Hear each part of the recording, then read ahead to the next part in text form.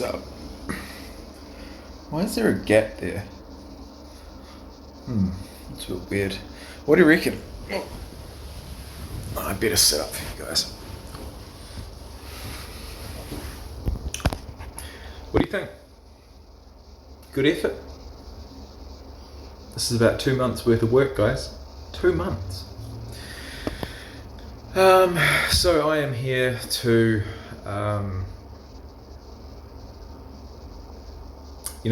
these videos, these last few videos that I've made on this channel have been completely off the cuff. They've been basically at a point where I've thought, I feel in a good enough mood to bring out the camera and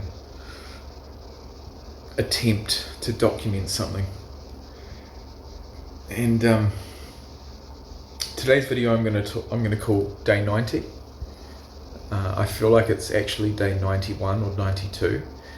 But the message that I want to convey is that, yeah, I've failed. I've most certainly failed. I failed this. I wasn't able to stop drinking.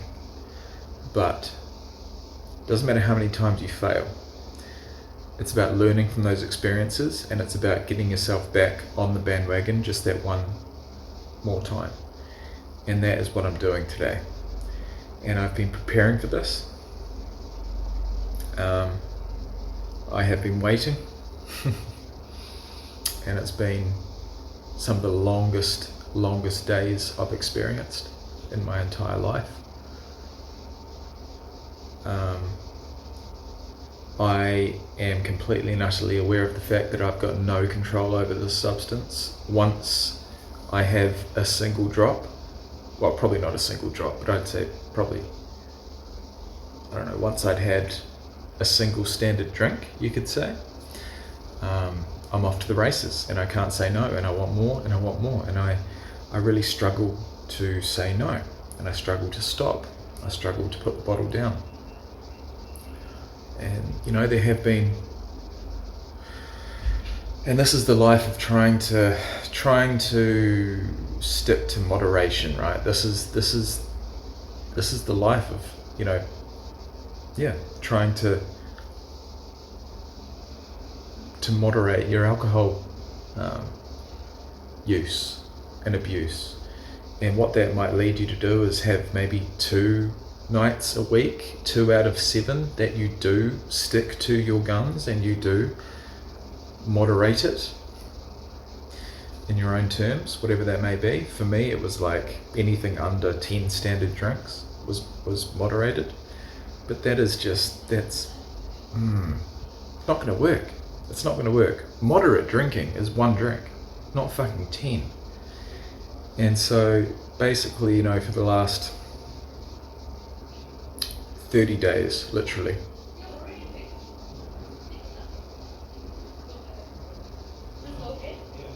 my use has been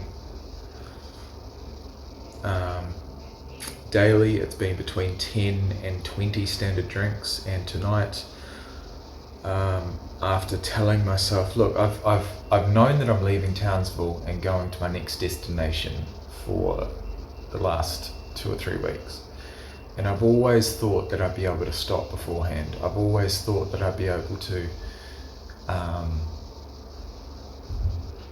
at least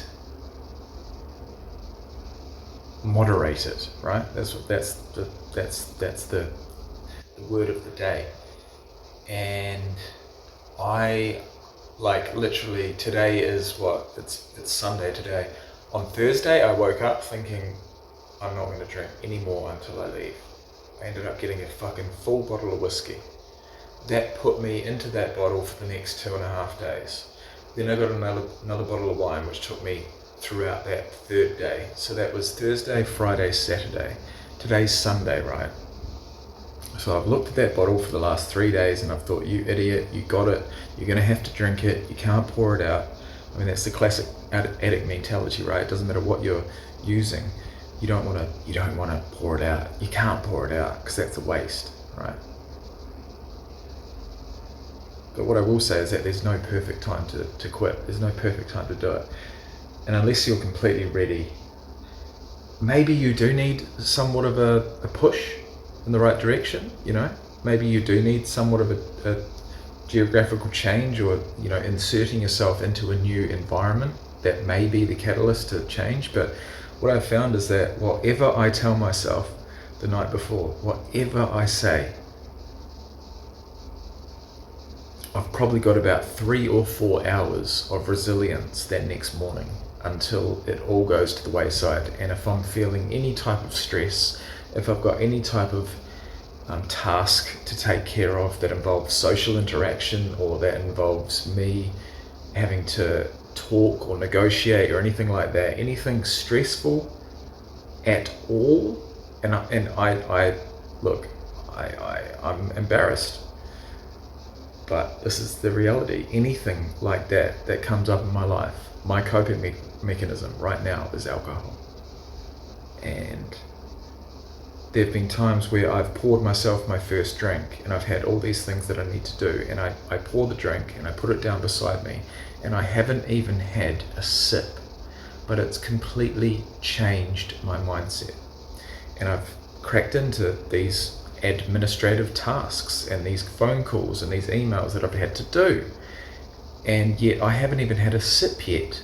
But it's because I've got the opportunity to have it. It's because I've got the ability to have it. And it's playing the moderation game, and the moderation game doesn't work. So I've just finished. I wholeheartedly, this was my last day before traveling, right? I've got to travel early in the morning. I said to myself, right, whatever you have to do, man, don't drink today. You want to get up fresh in the morning. You want to fucking have your shit together. Don't forget anything. And lo and behold, I spent the morning doing everything I needed to do. I packed my bag for the most part. I got everything done. And then my mind started wandering. And I started wandering. And I wandered past a bottle store. And I bought a bottle of wine. Because I walked in and I looked at the store, and from where I'm from, right? The cheapest refrigerated bottle of wine is $13. I walked into this bottle store. The only type of alcohol I've been buying from the store for the last month is spirits. This time I thought, you know what, I just want something small. I don't want to buy a big bottle. I don't want to invest in that. I just want something small. I want 6 or 7 standard drinks. I'm going to go to the wine section. And I went to the wine section and I saw a bottle of full strength Sauvignon Blanc for $6.50. That is half the price that I've paid for in the past. And that, as a current alcohol addict, piqued my interest. And I thought, what the fuck? $6.50 for a full bottle of wine? That's less than $1 per standard drink. I looked at the back of the bottle, which is what we all do. I do, at least. 7.2 standard drinks for $6.50. I thought, you know what, I'm going to get one. And I got one, and I came back and I drank it. And I wanted another one. And I went down to the store. It took me about 2 hours to decide whether I was going to or not, but I said, you know what, fuck it, if this is going to be my final night, and I've said that many, many times before, but there's something big happening tomorrow that has not happened recently, and that is geographical change, and this is my last shot. This is my last opportunity, that I'm going to invest everything I can into this, and I've got certain conditions, actually, that I'm going to give myself, certain parameters as to what I can and can't do. Obviously, a non-negotiable is going to be no alcohol. But a negotiable is going to be smoking and ingesting as much THC as need be. And I'm not going to kick myself for that. I have in the past, but at this point, I just need to do whatever's necessary to stop drinking. And so I went down there and I got a second bottle. And lo and behold, I'm sitting here, it's 9 o'clock at night, and I've got to get up at 6 for my flight. And I've drunk 2 bottles of wine. When I woke up this morning with the just utmost confidence that I wasn't going to drink today. And that's happened every fucking day for the last, I say month, but it's got to be years by now, you know? And that, all that does is just make me just look at myself in the mirror and just think, you fucking, you weak cunt. You fucking,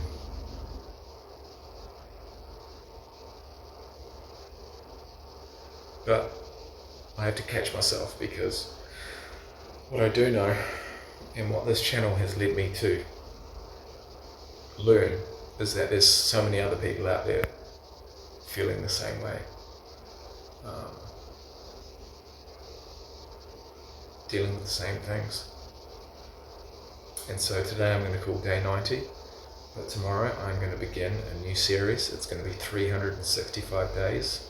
It's going to be in the shadows of my great mate, who I've never met, but I've enjoyed his content, Source Ain't the Boss. He did 365 days, and he committed from the start. But it also seemed like he had a fucking family, and he had a family home, and he had a nice place to sit down and make the videos, and so he already sort of set up his life, and I haven't. So it's going to be harder for me, but I am going to be in a new geographical place, and I'm going to put my absolute all into this. Whatever I have to do, I can't drink. And I can't have the mentality that I can drink after 30 days, that I can drink after 90 days. In fact, I'm going into this wanting 365 days off, but I'm still telling myself, you can't do it after that. It's just not for you. It's not for you. And look, I knew that early on. I knew that when I was 18, 19 years old. I was making mistakes. It was affecting my life negatively in ways that I should have seen it for what it was, and I should have stamped it out completely. And I think that's why I went to weed, right? I went to start smoking weed, and I thought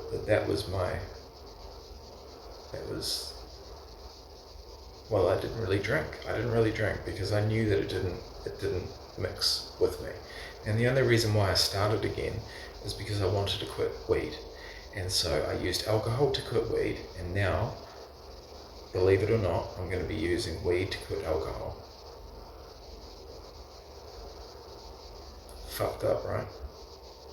But what about this moustache? This is my best effort. This is 2 months. Either way, guys, I had to make this video.